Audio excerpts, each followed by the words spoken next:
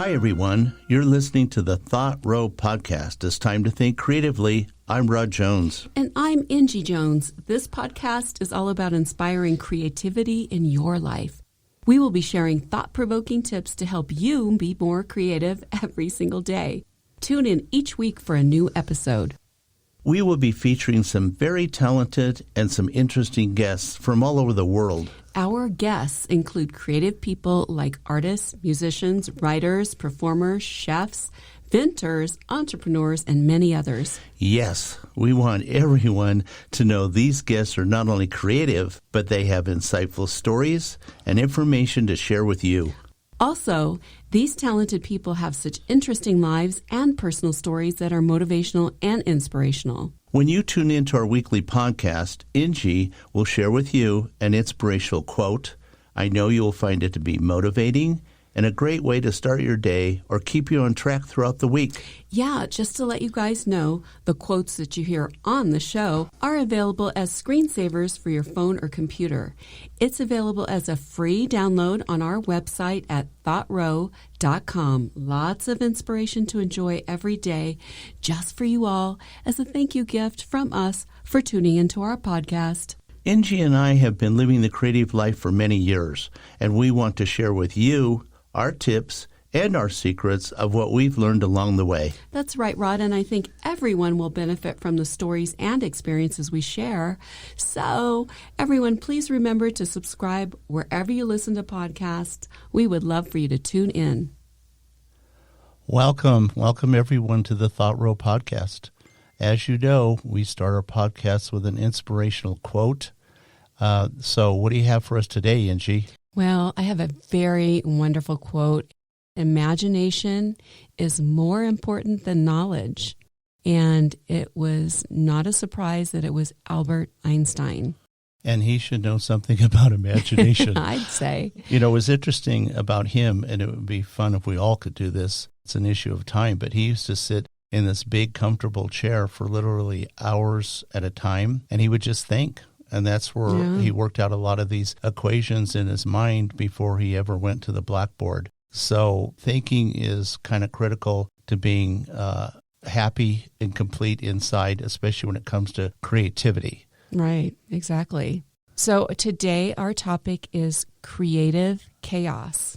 And we are going to share with you some positive thoughts and ideas on what you can do about it. I know you have some thoughts about this, Rod, so why don't you start out? Well, I'm no different than anybody else. I have creative chaos. Chaos comes into my life. It's no stranger to me, and I'm sure it's no stranger to any of our listeners. Worry, stress, anxiety, a whole host of these things rob our peace of mind and our contentment. And they're constantly running in the background.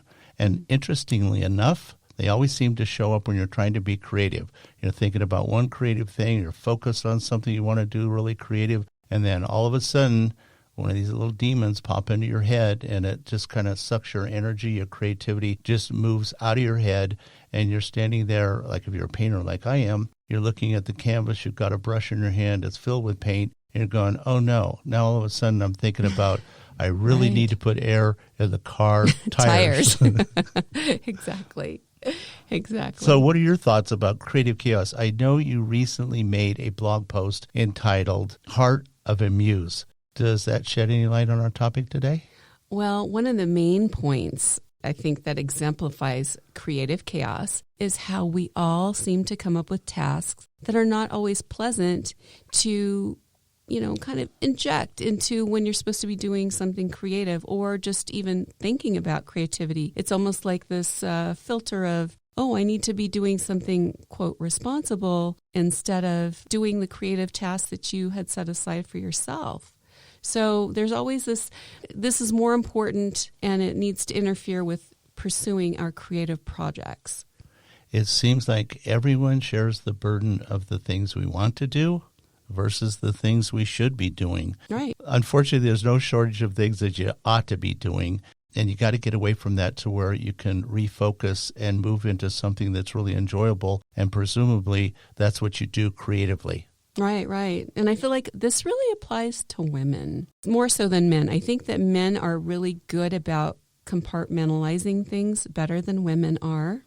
Not all, but personal experience I'm speaking from. I know that men always put work and business first, because they want to provide for their families. But women seem to have the responsibility, at least a majority of the time, of taking care of all the things that are somewhat time robbers if you want to really concentrate on your creativity. And we start putting things like, oh, I need to do laundry. I need to make dinner. Billy is having a meltdown here, so I need to address him. And pretty soon, and then you get a phone call, and then you need to go to the store. So all these little things add up in the day. And then by the end of the day, you are like, I did not even do any of the creative things I wanted to do today. What happened? So... Well, unfortunately, the dynamic has changed for women considerably, where the man used to be the breadwinner, the principal breadwinner of the family. He would go to work, come home, expect his dinner made, expect his laundry done, etc. But now, in order to keep a household going, it pretty much requires both the husband and the wife, or your partner, whoever your partner is, you both have to work. And unfortunately, a lot of times men aren't real good about sharing the burden of maintaining the house, doing the laundry, even washing the dishes. So women catch it doubly. I think that's changing. I think more men realize that they can't, especially because more men are working out of home. So they have a tendency to see what actually goes on in a given day. And then it becomes more and more difficult for a man, sometimes for a man to walk past a sink full of dishes and not do anything about it. Now they realize that everybody has to work together. They'll have to pull on the rope together. And if you have children, make sure you get the children involved. Try to stay away from that term chores. We all have chores, but this is life. Yeah, this is life. Try to get your kids to get involved. Oh, I like that. Participate. Yeah. I have a question for you. Yeah. When you think of creative chaos that affects our lives, our creative lives, where does it start? When do you think it began? That's a very good question. I think that theologians suggest it may have happened around the time someone took a bite out of an apple in a garden long, long ago. No, we may never know for sure when creative chaos starts, but there's one thing that I do know. Creative chaos is alive and well and impacts everyone, really. Well, going back to that biblical story, I always thought it had something to do with a man giving up one of his ribs. Really? There would be no man if there wasn't for us women who birth you people. That's true. That's true. I wouldn't be here talking to you if that wasn't the case. Right. God bless my mom. Exactly. Either way, creative chaos, as everyone experiences, people try to do their best to be creative. But somehow there's things that happen to us in life that come along that steal away that creative thinking. We suggest, or this is what we try to do, is we try to set specific times in the day or week where we just say, okay, I'm not going to be bothered by anything. We turn off our phones, turn off the notifications on our iPads if you have one. We stay out of the room that has the computer in it, and then we just go into our creative space. We've discovered that it works really well if Inci goes to her space and I go to my space. And it never hurts, especially nowadays because we spend a lot of time together. It never hurts to have a little bit of solitude ourselves. True. That way you can kind of defrag your brain. I think that's important too. I really liked this morning when you were talking about the schedule, actually, Rod. I was getting a little stressed out and you said, well, no, let's just make one day the cleaning day or one morning the cleaning morning, where that way I wouldn't have to sit here every morning going, I should really clean this. I should really do laundry. I should really, the shouldas, it all begins. So I really like that concept. And I tend to do things as I see things needed to be done. And maybe scheduling things is a better way to go with planning your creativity so you can make time for yourself. I think it is. Yeah. I'm not one that's big on lists. I don't generally write things down. I try to remember everything. But especially because a lot of people are spending more time at home, you walk through your home and you see things, oh, man, this needs to be done. And if you're a man, you go, oh, I need to, well, we live in the mountains, so maybe I need to go rake up some of those pine needles that are becoming a fire hazard. Right. And then you go, yeah, but I'd rather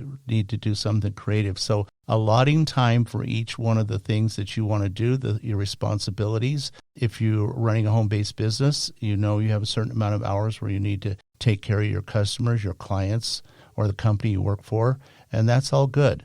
Right, right.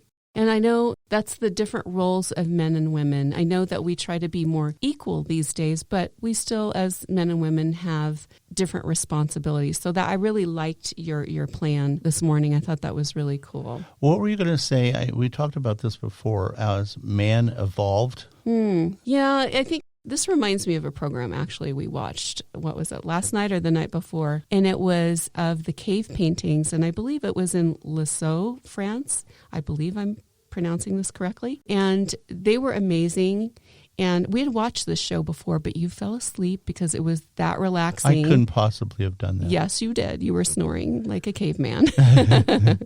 But it was so good. And I tried to wake you up, but you were sound asleep. And I couldn't stop watching. I was totally riveted. It was the most gorgeous cave paintings ever. And they were so realistic because I think that the cave people lived with these animals, so they would watch them in all of their natural movements and their habits and things like that. And I loved the, I want to say ox or something like that. It looked oxy. I think that's what they were. And then they had wild horses and the way that they made their manes and their facial expressions and everything. They were very, very emotional and very interesting because it was almost like an art installation, Rod. It was so beautiful. With the people going into the caves, they were holding a torch, and the way that it was flickering, it was making the animals come to life. So it was like animated it, right? Right. Made it animated. Exactly. I think that's why you and I both have become uncomfortable when we hear people say that they're not creative. I mean, here you have some people, 30, 40,000 years ago that took the time to go into a cave, and I'm sure they had to be a little bit frightened. They don't know what was in that cave. And then they sat there and they took some burnt sticks and started drawing on the wall. And what did they draw? They drew things that they were most familiar with. But also, I suspect these were things that they were hoping that they were going to be able to capture. I mean, this was like going to the grocery store and they're selecting their shopping list. What are these? Yeah, it kind of is. I think, what are we going to have tonight, dear? We would like some ox tonight. Yes, some fresh ox. So people that tell us that they don't think they're creative, we think everybody is creative. There's people that I know can just make a really great chocolate cake or an apple pie. Not only is it delicious and made with love, but oozes with creativity. It takes a certain amount of talent to cook. It does. And it takes a certain amount of talent to draw or paint or write or compose music. It takes talent, and everybody has talent. They just don't ever really focus on it. It makes me feel very uncomfortable when people very quickly go, oh, I'm just not talented. I'm just not creative. I find that so incredibly irritating, right? Because I'll spend time with them and I'll say, well, did you ever do this? Did you ever do that? Did you own a box of crayons? Whatever. And they go, oh, yeah, I used to love to color. And I go, well, that's a good place to start. Go buy yourself a box of crayons and show yourself that you actually are creative. Right. Well, isn't that creative chaos, though, on a different level where you're just going, no, I'm putting down my guard and I'm just really not going to go to that creativity because it's scary and unknown. Well, it's the chaos that I believe that we create ourselves. We come up with chaos. I mean, there's a certain amount of people that thrive on chaos. You always hear about captains of industry, and the only time they're happy is when everything's falling apart and they can reconstruct it or rebuild it. And chaos does have its purpose. Like you mentioned before, or we talked before about the universe is filled with chaos. Right, it is. And if it wasn't for all that chaos,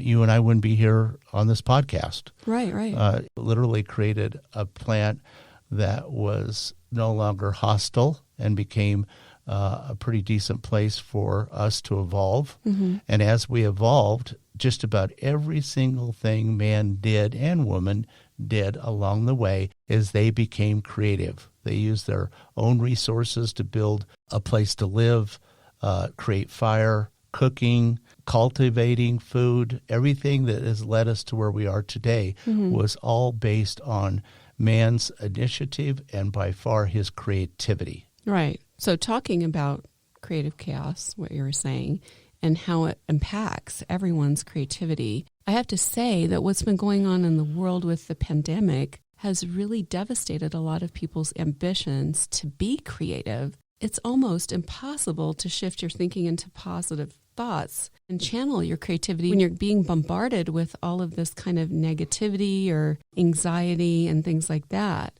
I mean, what are your thoughts on that, Rod? Well, a lot of people, they'll go to the internet and they'll search for different things. I mean, look, they may search on how to make a better chocolate cake, which is not a bad idea because then they can become more creative and inject some of their own thoughts and ideas to it. I think that reading books, book sales are up, right, which in my way of thinking probably is better than sitting around and watching TV all day.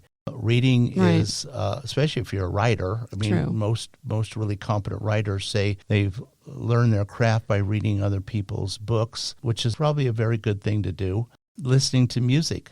What do you think about listening to music? Well, Angie? Music is very important to me. It always has been. And I can honestly tell you that if I wake up in the morning and I'm not feeling, really on all 10 cylinders, if I listen to some music that I really like, it really puts me in a spot of joy and being in harmony with my brain and my emotions and things. So for me, music is really, really important. And I've really gotten into meditation, and I feel like I really didn't expect much with meditation. At first, I thought it was a little like, okay, it'll be great for nap time, cause you to just get sleepy. But really, after a while, you do start to notice that your brain seems to be more receptive to higher thinking, which I really didn't expect that necessarily because I just thought it was more of a relaxation kind of thing for me. But it really did make a super wonderful contribution to my thought process and I think just evolution of thought in your own soul. Well, meditation will tamper down chaos because you can't be thinking about a bunch of garbage if you're meditating. Meditation is all about focusing and refocusing your brain, your thoughts, and your ideas. And then you bring those down to a level where you're more at peace with yourself. And that pushes out chaotic thoughts and what's going on. I like to wear, I know you wear your headset. I do. When you paint. I love it. When I pop into your studio, I have to flash the lights to get your attention. Yes. Because I would never notice you. You wouldn't know I was there. So what do you listen to? I like to listen to pop, of course, jazz. I love my Turkish music, my Turkish pop music, and classical, and really all kinds. I mean, I don't want to limit myself because it's like whatever the mood is for the day or what painting I'm doing, actually, what vibe. Well, as you know, I lean more towards classical music. And when I paint, I used to listen to it more. I don't wear a headset. I have some speakers and the sound system, more or less. Not the greatest one, but it does fill the studio with the music that I like to listen to. But as time's gone on, I kind of don't even turn that on anymore. I've noticed that. Yeah, I know. I kind of like it quiet. When I do listen to music, I like to put on a headset and pull a Einstein and go sit in a chair somewhere and just kind of meditate, drift in and out, maybe sleep a tiny bit or go into that dream state where all these wonderful ideas pop into your head. And by the way, that is a great way to get rid of the chaotic thoughts that are going through your head. It works for me. I hope you give it a try. It'll work for you. The other thing that I don't do, and I like it real quiet, and I think almost every writer does, is I'll not listen to anything. But I notice when I'm writing, I like it real quiet, although there seems to be a squirrel that comes up to my window and for some reason is fascinated by me sitting there writing. Don't know why that is. Kind of cute, I guess. He is so cute. But you're lucky because occasionally a raven sits outside my window while I'm busily writing. And of course, he has to blurt out his loud cawing, which shows me that he wants me to pay attention to him. and get my face out of the computer. And you know what? He always succeeds. I tell you what, I'll trade you. I'll give you 2 squirrels for 1 raven. Thank you very much. At least yours are quiet. Yeah, they're quiet. But they just want to sit there and stare at you, which could be kind of uncomfortable sometimes. I'm pretty sure they want me to give them some peanuts because historically, every once in a while, I'll go out and put a few peanuts out for them. But I never do it outside my writing area. So I guess they hunt me down. I think so.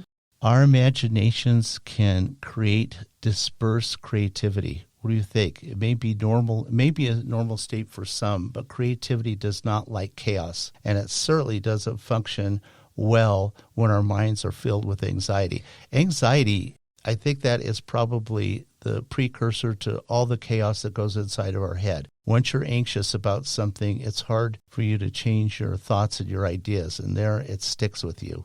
Mm-hmm. That's so true. I know that when I have anxiety, and I know everyone gets anxious at times. I mean, this is not unusual. But for me, it can last a few minutes, or for some people I've known, they can last a week or more. So it's just, it robs you of creativity. I don't know that it's good for joy because it steals away the joy in your life. And it makes you really unfun to be around because you're on guard and you're in that hyper state where it's just like you feel like the world is attacking you. Yeah. Anxiety's closest cousin is worry.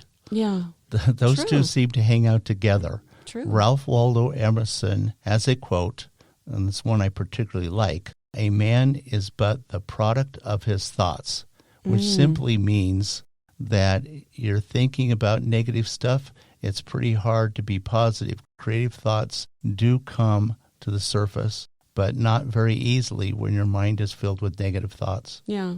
And then this episode, so we have 2 quotes. We had the one by Einstein and now with Emerson. So you're getting a 2-for-1, I guess, on this one. I don't know. It seems to be when you're happy that you can create more easily because you're tapped into that joy vibe. And you're tapped into the happiness vibe and the love vibe. I know there's some artists that are very into being, what do you call that? Tumultuous inside, and they need to have that agitation of being sad or upset. But I don't know that that's true for everybody, really. No, there are people that do things that they think that it's going to make them more creative, and ultimately I think it makes them more agitated. I mean, some people consume alcohol, some people use other forms of substances that they think that's going to bring on some creativity in their life. And I'm not going to argue with that one way or the other because I've never done that myself. But I do know that anything that shifts your mind, your thinking, anything that alters your normal state is going to create chaos, whether it be positive or negative. There's going to be some chaos there. Right. It seems to me that all artistic mediums will function better without chaos. So you need to get into that state of not being chaotic, which is centering yourself. Well, if you're a glass blower and you're firing pottery in a kiln, or you work in a foundry pouring a sculpture, you definitely cannot survive with negative thinking. You have to concentrate. And if you've got a bunch of chaos floating around inside your head and you can't focus, that could be dangerous. You could get hurt. Right. So many artistic endeavors allow negative thoughts to flow. Those artists, like you pointed out, Angie, thrive on chaos, but they generally don't have to worry about getting burnt by a hot blazing furnace. Very true. I guess focus is pretty important. I guess if you're a songwriter and you're in angst and you're being sad and whatever, it's not as dangerous because then you can just write it down. I think many of a good country western song was being miserable and sad and dumped. A broken whatever. heart. Yeah. Broken Heart has probably been the catalyst to some really famous country western songs. Right. And also, though, when you mess up creatively, and I hate to use that word, although I did do a blog post, I think it was a blog post about this, where I have a painting that I go to warm up before I get started. And it's because you just get very closed about releasing your creativity sometimes, not all the time. But it's my muse painting. And I just go in and I'll do a little something to it, add a little color. Literally, it has layers and layers and layers of paint, but it just kind of helps to loosen up creatively. That goes with your, we all mess up creatively. Right. And you made a comment about my analogy regarding the cake. Right. Like you like to say, Rod, you're baking a cake and it doesn't rise, right? And then what? You have matzo cake. No doubt people that are writers will have it a little easier because they can be anxious or frustrated, like you were talking about with glass blowing. But so all they have to do is hit the delete button, so it's not so, detrimental. Yeah, or get up and walk around for 2 minutes and then come back to their typewriter and hope the muse shows up with them at the same time. True. And there they go. Right. Let's talk about thoughtful creative chaos, which I happen to think is a real thing.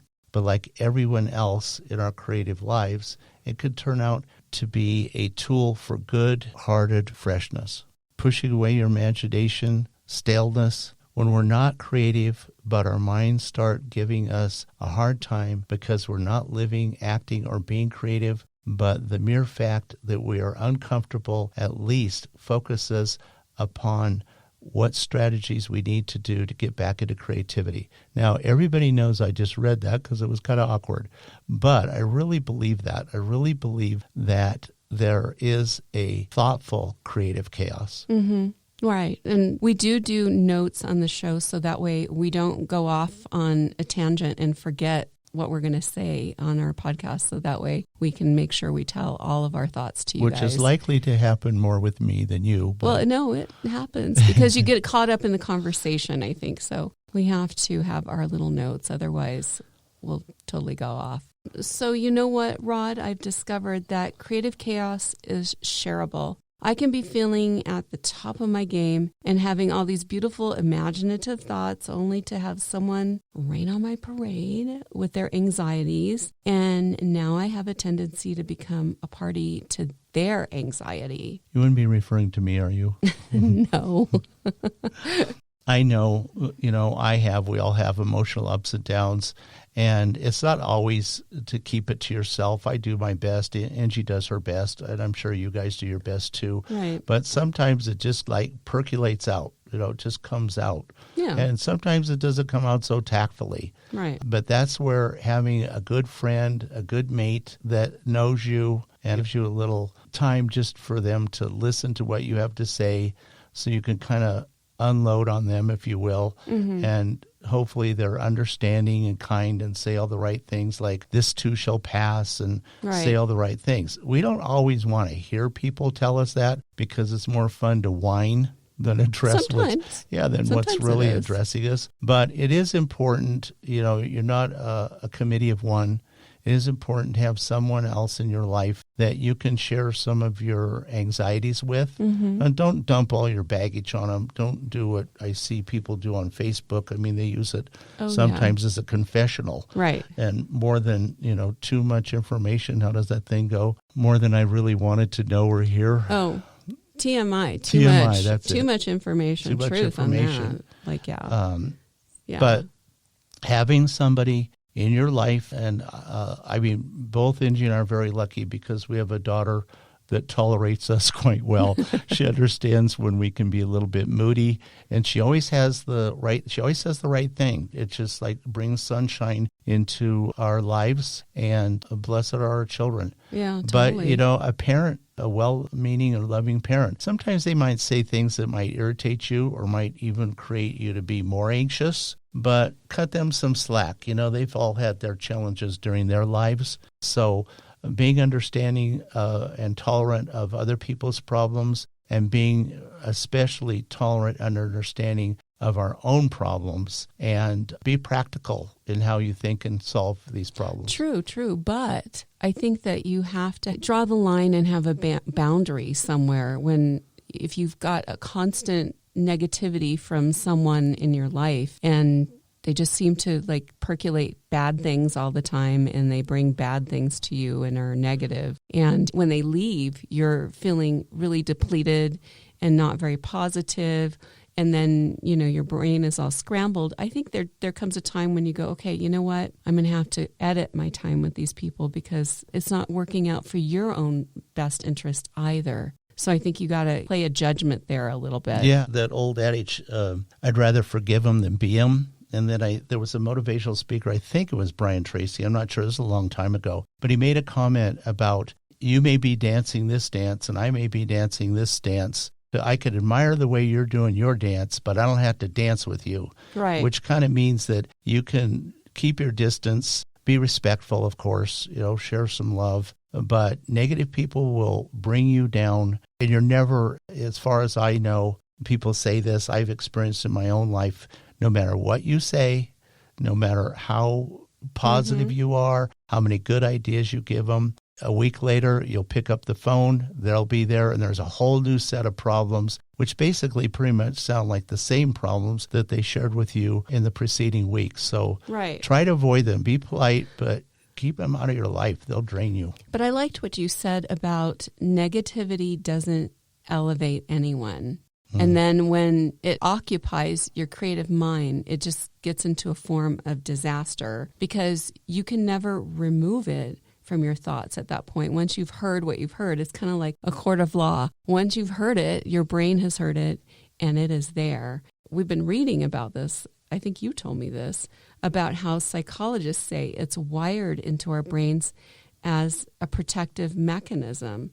So when you're walking through the jungle and you hear a panther growling in the bushes near you, you will be stressed and have a lot of anxiety. But that's your cue to get the heck out of there because it's, quote, danger. And also there is a kind of an addiction to constantly having something negative going on because it gives you a focus point. So you need to really edit out the negativity. But what's interesting is you may notice that you actually crave hearing the negativity, which might make you listen to the news or go to social media to kind of seek it out. So it would be interesting. Yeah, it's very interesting if you start to edit it out. What do you feel? Do you feel a little uncomfortable? Do you feel like something's missing? Do you feel like you have to seek it out? It's almost like a drug in that respect. Well, it is a protective mechanism. That old thing about I'm waiting for the other shoe to drop. You go through a negative experience, and then all of a sudden you think, okay, what's going to happen next? What do I have to deal with next? Well, there is a protective mechanism like Inci mentioned before. If you're walking through a jungle and you know there are predators out there that could eat you, you want to be alert. You want to keep looking around. You're going to be stressed, but that certain amount of stress keeps you on your toes, improves your hearing, improves your vision, makes your cognitive reactions much higher. And so that kind of chaos is beneficial, but it also can be it could be negative to creativity. So you have to monitor that carefully. You have to know when to adopt it and when to push it out. If you're in your creative space, there's no need for you to all of a sudden hop on social media to see what's happening. That's most likely going to bring you down one way or the other. It's better just to keep it out of your system. Like the opening of the book, Tale of Two Cities by Dickens. It was the best of times, it was the worst of times. But let's try and make the worst of times the best of times in all of our lives. Right. We all have choices, right? We all have choices. You can be up or you can be down. But if you give yourself absolute permission to be happy and creative, generally speaking, you will. Is it a perfect solution to this? No, there's no perfect solution. But I think Inci and I certainly strive hard to try to keep a balance. We know we have trials and tribulations that we face. We're no different than anybody else. Yeah. But we try to keep a positive outlook, look to, to each other or look to relatives to give us a positive word now and then. Right. And if nothing else, your self-talk. I mean, you could say really nice things to yourself. Yourself loves hearing nice things. So love yourself. Give yourself permission to be cool. It's okay. Right. And then the other thing that I wanted to add before we close for today, and that is that something that I was listening to in a positivity and some meditation on YouTube, because I love YouTube meditations. They're absolutely free. So if you need to meditate, you have no excuse. You can go there and look at a free one and try it. Put on your earbuds and try it. But one of the positivity YouTube videos was on if you're tuning into a certain frequency, if you're constantly playing negativity in your head, you're going to invite more and more negativity into your life. So in closing, edit what you're thinking about.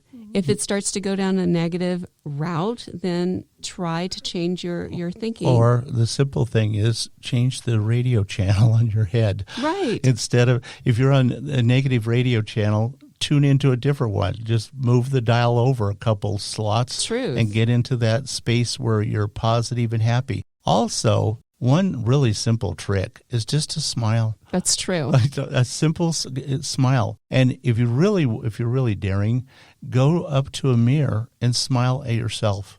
You'd be surprised how all that angst just kind of flows out of your fingers, moves its way on down your torso, past the kneecaps, all the way down to your feet, and then it leaks out of your toes onto the floor. And all that negative chaos that we all live with at times just kind of flows through your body. Good riddance. Exactly. Well, this was a very timely and interesting discussion, and I hope that you were able to pick up something helpful from our podcast today. And let us know what you think about creative chaos on our website at thoughtrowpodcast.com and click on the Contact Forum tab. And that way you can just send us an email. It'll come straight to us, and you don't even have to worry about filling out the email. And we will try to share some of the thoughts in future podcasts, so that way we can have some dialogue between you guys. What are we going to talk about next week?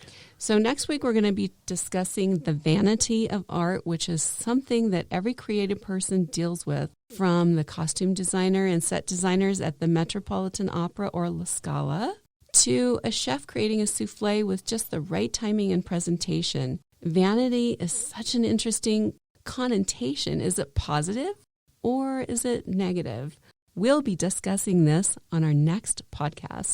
I'm really glad you tuned in today. We hope you enjoyed the thoughts and ideas we shared with you. We post a new podcast every week, so remember to subscribe wherever you listen to podcasts so you don't miss an episode.